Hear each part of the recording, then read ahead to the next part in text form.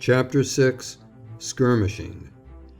The Baron had passed a bad night. It is rather vain to attempt to sleep after an adventure that has been abruptly broken off. Tossing on his bed and starting up out of oppressive dreams, the Baron was soon regretting that he had not seized the moment. The next morning when he came down he was still sleepy and cross and in no mood to take up with Edgar, who at sight of him rushed out of a corner and threw his arms about his waist and began to pester him with 1,000 questions.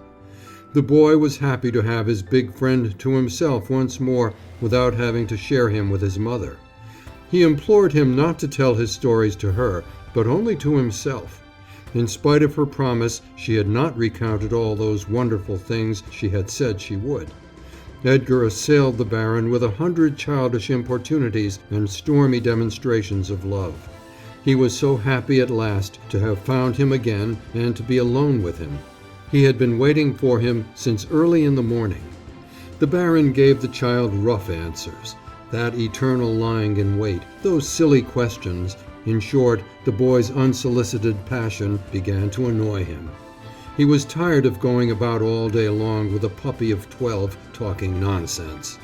All he cared for now was to strike while the iron was hot and get the mother by herself, the very thing it was difficult to do with this child forever inflicting his presence. For the first time the Baron cursed his incautiousness in having inspired so much affection, for he saw no chance, on this occasion at least, to rid himself of his too devoted friend. At any rate, it was worth the trial. The Baron waited until 10 o'clock, the time Edgar's mother had agreed to go out walking with him. He sat beside the boy, paying no attention to his chatter and even glancing through the paper, though every now and then tossing the child a crumb of talk so as not to insult him. When the hour hand was at 10 and the minute hand was just reaching 12, he asked Edgar, as though suddenly remembering something, to do him a favor and run across to the next hotel and find out if his cousin, Count Rossini, had arrived.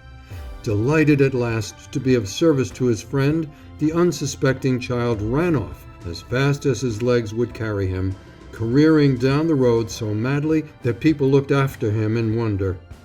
Count Rossini, the clerk told him, had not arrived, nor had he even announced his coming. Edgar again made post-haste back to bring this information to his friend. But where was his friend?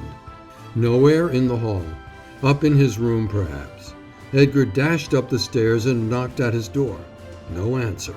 He ran down again and searched in the music room, the cafe, the verandas, the smoking room. In vain. He hurried to his mother's room to see if she knew anything about the Baron, but she was gone too. When, finally, in his despair, he applied to the porter, he was told the two had gone out together a few minutes before. Edgar waited for their return patiently. He was altogether unsuspecting and felt quite sure that they would come back soon because the Baron wanted to hear whether or not his cousin had arrived. However, long stretches of time went by, and gradually uneasiness crept upon him. Ever since the moment when that strange, seductive man had entered his little life, never as yet tinged by suspicion, the child had spent his days in one continual state of tension and tremulousness and confusion. Upon such delicate organisms as those of children, every emotion impresses itself as upon soft wax. Edgar's eyelids began to twitch again, and he was already a shade or two paler. He waited and waited, patiently at first, then in wild excitement, on the verge of tears. Yet no suspicion crept into his child's soul. So blindly trustful was he of his wonderful friend that he fancied there must have been some misunderstanding, and he tortured himself, fearing he had not executed his commission properly. But when they came home at last, how odd that they lingered at the threshold, talking gaily without showing the faintest surprise and without, apparently, having missed him very much. "We went out expecting to meet you, Eddie," said the Baron, forgetting to ask if the Count had arrived. When Edgar, in consternation that they must have been looking for him on the way between the two hotels, eagerly asseverated that they had taken the straight road and questioned them about the direction they had gone, his mother cut him off short with, "All right, Edgar, all right. Children must be seen and not heard. There. This was the second time, Edgar thought, flushing with anger, that his mother had so horridly tried to make him look small in front of his friend. Why did she do it? Why did she always want to set him down as a child when he was convinced he was no longer a child? Evidently she was jealous of his friend and was planning to get him all to herself. Yes, that was it, and it was she who had purposely led the baron the wrong way. But he wouldn't let her treat him like that again. He'd show her. He was going to be spiteful. He wasn't going to say a word to her at table, and he would speak only to his friend. However, it was not so easy to keep quiet as he thought it would be. Things went in a most unanticipated way. Neither his mother nor the baron noticed his attitude of spitefulness. Why, they did not even pay the slightest attention to him, who, the day before, had been the medium of their coming together. They talked over his head and laughed and joked as though he had disappeared under the table. His blood mounted to his head and a lump came into his throat. A horrid sense of his impotence overwhelmed him. Was it his doom to sit there quietly and look on while his mother stole away from him his friend, the one man he loved, while he, Edgar, made no movement in self-defense and used no other weapon than silence? He felt as though he must get up and pound the table with his clenched fists, just to make them take notice of him. But he restrained himself and merely put down his knife and fork and stopped eating. Even this it was a long time before they observed. It was not until the last course that his mother became conscious that he had not tasted his food and asked him if he were not feeling well. Disgusting, he thought. That's all she ever thinks of, whether I'm sick or not. Nothing else about me seems to matter to her. He told her shortly that he wasn't hungry, which quite satisfied her. Nothing, absolutely nothing, forced them to pay attention to him. The baron seemed to have forgotten him completely. At least, he never addressed a single remark to him.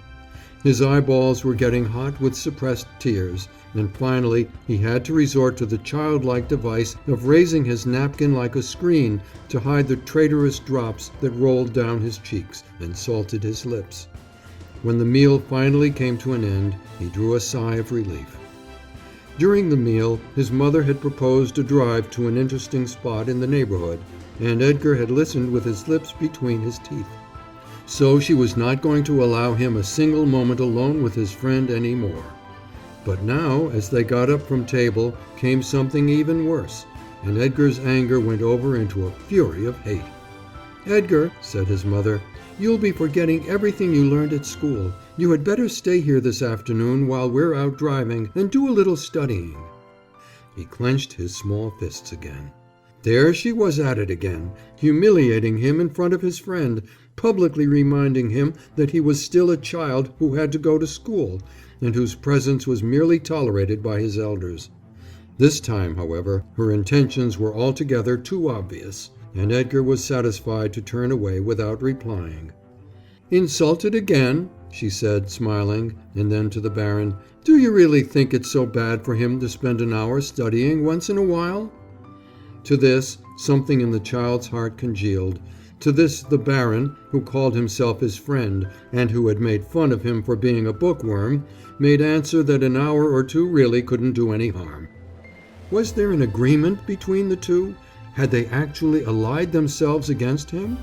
"My father," said the boy, his eyes flashing anger, "forbade my studying here. He wants me to get my health back here."